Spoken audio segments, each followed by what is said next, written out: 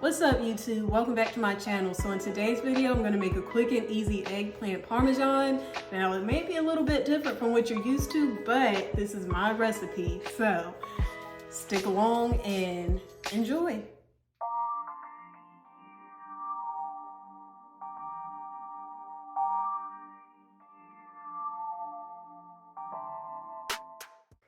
Alright guys, so as you can see, these are all the ingredients I started out with. Breadcrumbs, cornstarch, pasta, a bunch of seasonings. You can definitely use the seasonings that you like. Almond milk, and the star of the show, of course, the eggplant. So, also, you'll need some vegan Parmesan cheese. Obviously, you can't have Parmesan without Parmesan. Okay, so you want to start out by slicing your Parmesan, and you can slice it however you like. You can make more of a chicken cutlet type of cut or whatever. But I decided to just go ahead and cut mine into circles. They're about 1/4 inch thick. So you want to go ahead and do that for the whole entire eggplant. I had like a half of an eggplant left over from the vegan eggplant bacon that I made in the last video that you may have seen. So you want to go ahead and sprinkle your eggplant with salt. What this will do is draw out the water. You want to try to get as much moisture out as possible. Look at the chemistry, y'all. Look, just sitting for 10 minutes, the salt was able to draw out all of this water. So then you want to take a paper towel and pat dry. So you want to go ahead and preheat your oven to 425 degrees Fahrenheit.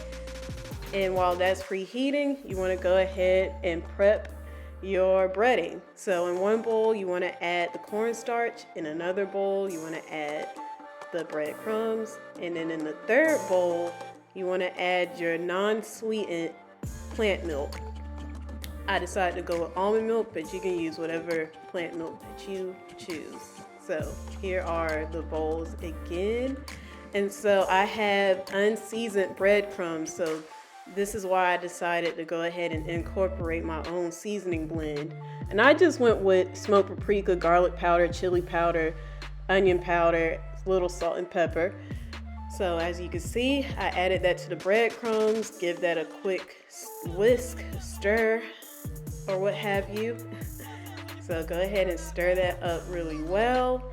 And so now here comes the fun part. You take the eggplants. You want to first dip it in the cornstarch. Get it nice and coated.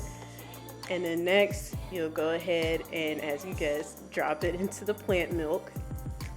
Make sure that's well coated as well. And then you want to drop that in the breadcrumb seasoning mixture. Make sure it's well coated, you guys.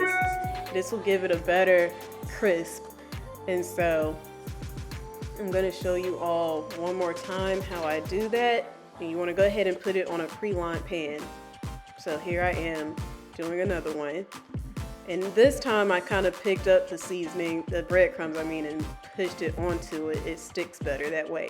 So now that you have a pan full of eggplant, you want to go ahead and give that a good spray with olive oil or the oil of your choice. Go ahead and spray that. And then you want to go ahead and bake at 425 for 20 minutes. And while that's baking, you can go ahead and begin your pasta. So I have my water boiling here, and I decided to go ahead and use macaroni or elbow pasta. And while that's going, you want to go ahead and give it a good stir.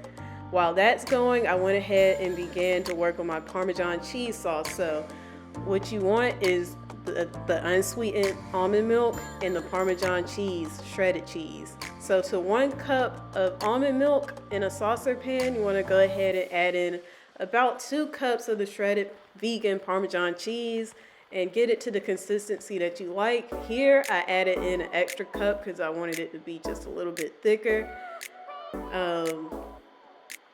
So definitely do make this to your own liking and taste. There's the extra cup that I was mentioning. So yeah, I added in an extra cup. So once the eggplant has cooked for the first 20 minutes, you want to go ahead and pull it out and you want to go ahead and flip each piece over. You know, some pieces are a little bit more done than others, but it's okay. So you want to go ahead and give it another good spray, like so. And you want to go ahead and pop that back in the oven for an additional 5 minutes. Okay, and once it's done, it'll look something like this. Here's the cheese sauce that I made. And here's the tomato sauce that I'm going to use to build the Parmesan. So, once you do that, go ahead and get the sauce, and you want to create the first layer. Go ahead and smear that at the bottom of the pan, like so. And it doesn't have to be perfect. So then go ahead and begin adding your eggplant, and you just want to layer this. You just want to layer this. You want to do sauce, eggplant, sauce, eggplant, sauce, and more eggplant until you've used up all of your eggplant. All right, like that. Just keep layering. So here is where I actually add in the cheese sauce. I start adding the cheese sauce on the second to the last layer of eggplant. So you'll see what I'm talking about. So I'm adding the cheese sauce now. And I have one more layer of eggplant to add, which I'm putting on now. So go ahead and add that on. And it looked so crispy, y'all, and it was so good. So do that and go ahead, you guessed it, add more sauce. And go ahead and smear that in really good, like so. Once you do that, go ahead and top with the remainder of your Parmesan cheese sauce. I added in a little bit of thyme on top. And then you want to sprinkle some more shredded Parmesan cheese, like so. Go ahead and pop that in the oven and bake for like 10 minutes or until it reaches the level of brownness that you like.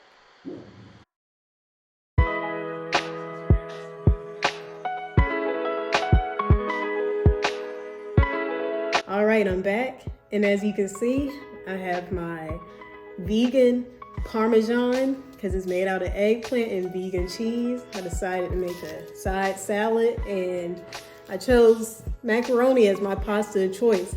Usually Parmesan, chicken Parmesan, or whatever is usually on like the skinny angel hair pasta or either spaghetti pasta or something like that, but I chose to go with the macaroni pasta. So let's get into it.